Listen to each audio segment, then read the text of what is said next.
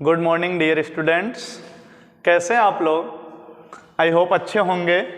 आज हम अपने तीसरे लेक्चर को लेकर आए हैं जिसका नाम है टिश्यू, जिसे अंग्रेजी में आप क्या कहते हैं? ऊतक।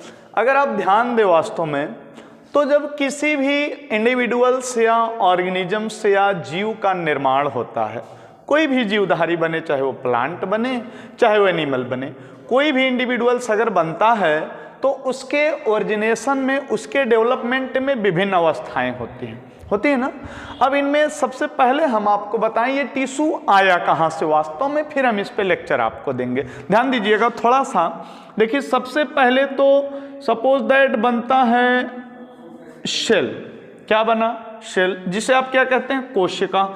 और इसी कोशिका को हम कहते हैं जीवन की सबसे छोटी इकाई, स्मॉलेस्ट यूनिट ऑफ लाइफ, या कहते हैं कि a cell is a basic functional and structural units of all living organisms.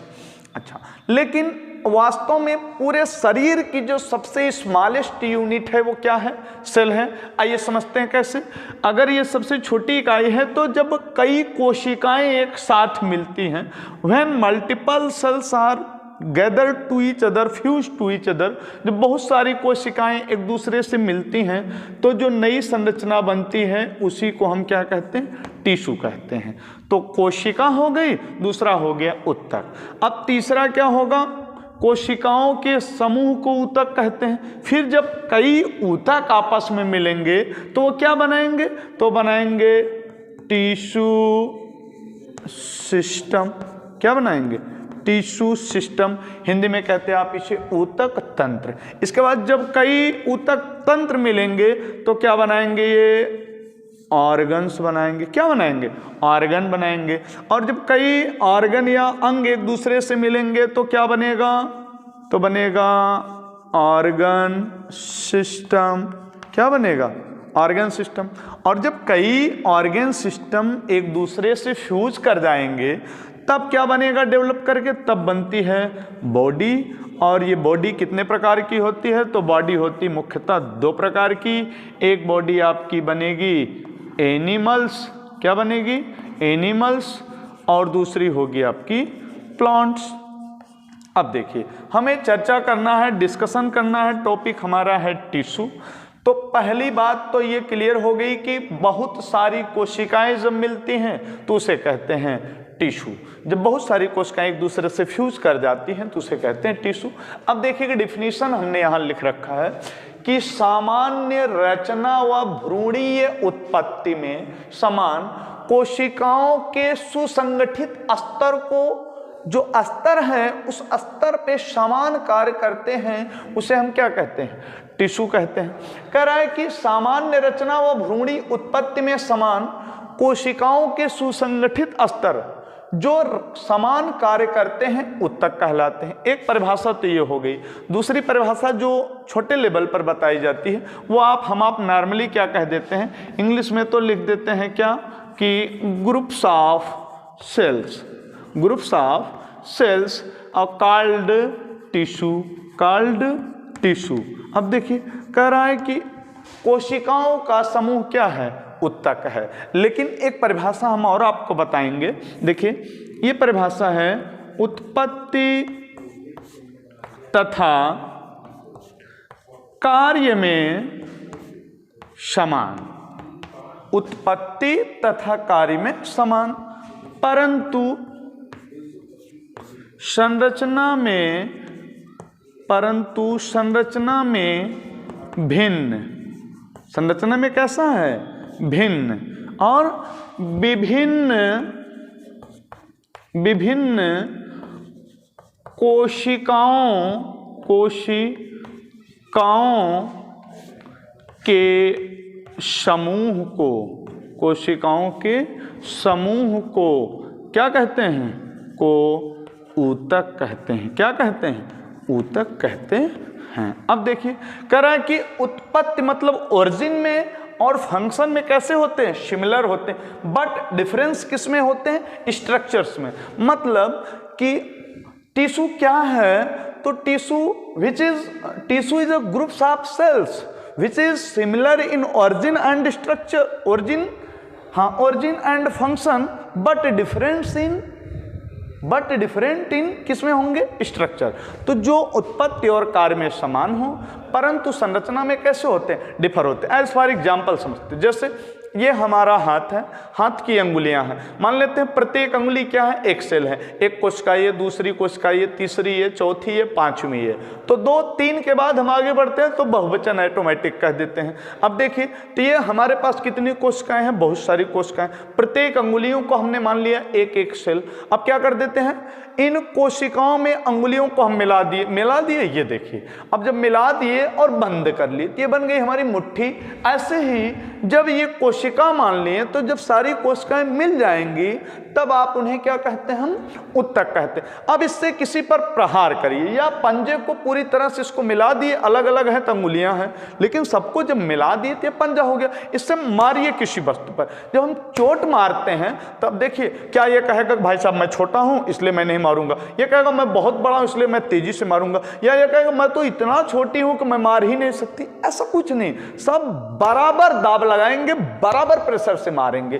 तो कह रहा है कि उत्पत्ति तथा कार्य में, ये देखो एक जगह सब निकले हुए हैं और संरचना में कैसे हैं, सब अलग अलग है। आप जानते भी होंगे कि अंगुलियां, कहते हैं ना कि हाथ की 5 उंगलियां क्या होती, बराबर नहीं होती। तो ऐसे भी क्लियर हो गया कि संरचना में क्या है, अलग अलग है, और कार्य सबका क्या है, एक साथ कर रहे हैं, इसलिए कैसे हो गए, समान हो गए। दूसरा एग्जाम्पल हम आपको दिखा, दूसरा आप नाम आता ब्लड का, किसका नाम आता, ब्लड का।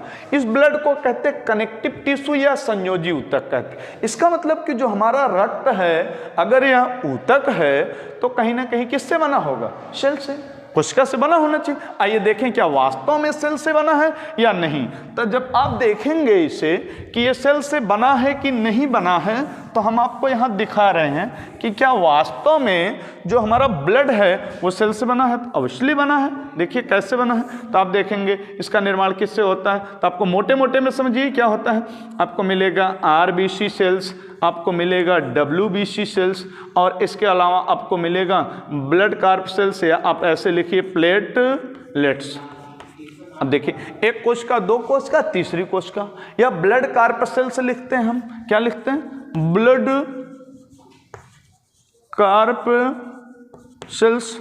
ब्लड कार्प सेल्स रुधिर कोशिकाएं होती हैं, RBC, WBC और ये। अब ये देखिए इसका आकार अलग है, इसका भी आकार अलग है, और ये भी स्ट्रक्चर्स में अलग है, लेकिन सबका विकास कहाँ से हो रहा, सबका विकास एक ही जगह से हो रहा, सब एक ही जगह से पैदा हो रहा है। कहाँ से, बोन मैरो में, अस्थि मज्जा में। हमारी बॉडी में जो बोन मैरो होती है, अस्थि मज्जा होती है, वहीं पर तो ब्लड का फॉर्मेशन होता है। लेकिन अगर एम्ब्रियनिक डेवलपमेंट के समय बात करें, भ्रूणी विकास के समय की बात करें, तो ब्लड का फॉर्मेशन कहाँ होता है, तो हमारी लीवर्स करता है। कौन करता है, लीवर्स की कोशिकाएं क्या करती, मैन्युफैक्चर करती हैं किसका, ब्लड का। कब, जब हम आप अपने माँ के पेट में डेवलप करते हैं, भ्रूणी विकास होता है, एम्ब्रियनिक डेवलपमेंट। लेकिन जब बाहर आ जाते हैं, बर्थ फोर्स से एडल्ट हो जाते हैं, तो उस समय ब्लड का फॉर्मेशन बोन मैरो करता है। तो ये 2 एग्जाम्पल शायद आपको समझ में आया होगा।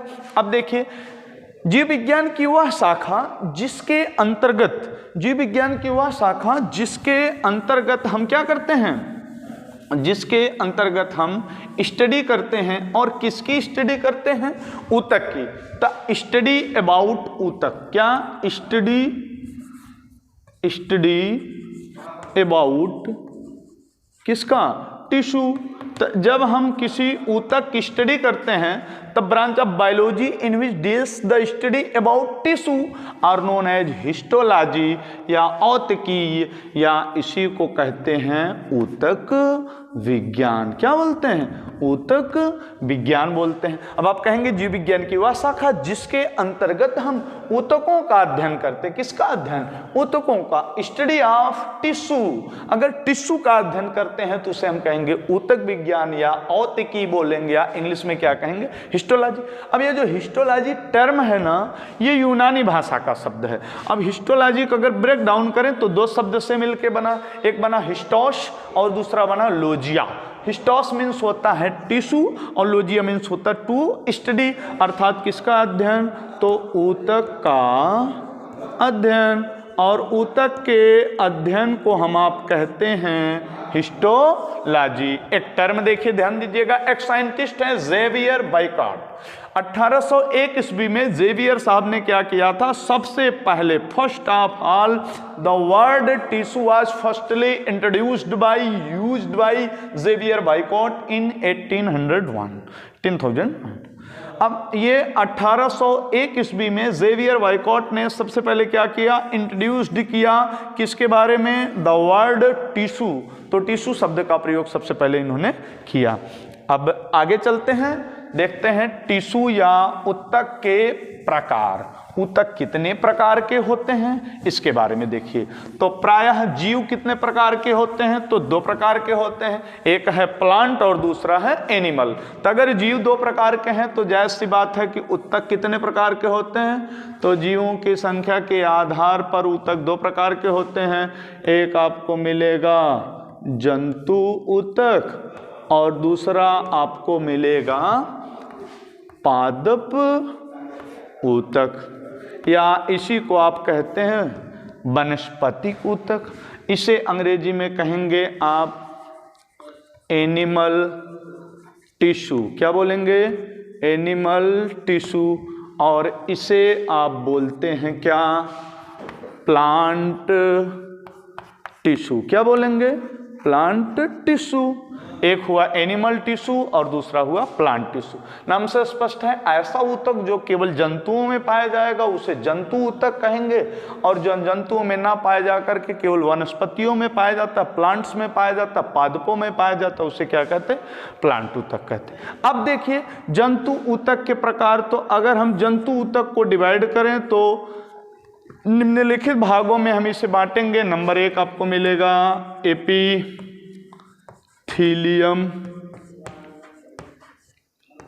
ऊतक, या इसी को आप कहते हैं क्या, या इसी को आप कहते हैं उपकला ऊतक। क्या कहते हैं, उपकला ऊतक। एक नाम तो ये क्लियर हो गया, इसे क्या कहेंगे, एपिथेलियम ऊतक कहेंगे, या फिर इसे क्या कहेंगे, उपकला ऊतक। दूसरा ऊतक जो है उसे आप कहते हैं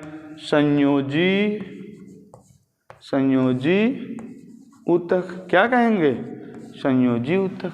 और तीसरा ऊतक जो आपको मिलेगा वो क्या होगा, तीसरा ऊतक वो होगा आपका पेशीय ऊतक। क्या होगा, पेशीय ऊतक।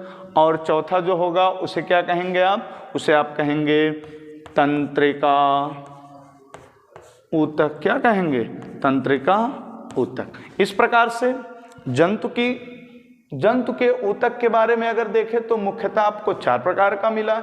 एपिथेलियम टिश्यू मिला, कनेक्टिव टिश्यू मिला, और मसल्स टिश्यू मिला, और नर्वस टिश्यू मिला। तो एपिथेलियम ऊतक को उपकला ऊतक भी कहते हैं, संयोजी ऊतक, पेशी ऊतक और तंत्रिका ऊतक। अब दूसरे पे आ जाइए, यहाँ पर देखेंगे तो प्लांट में भी 2 प्रकार के ऊतक आपको मिलेंगे देखने को। एक को कहते हैं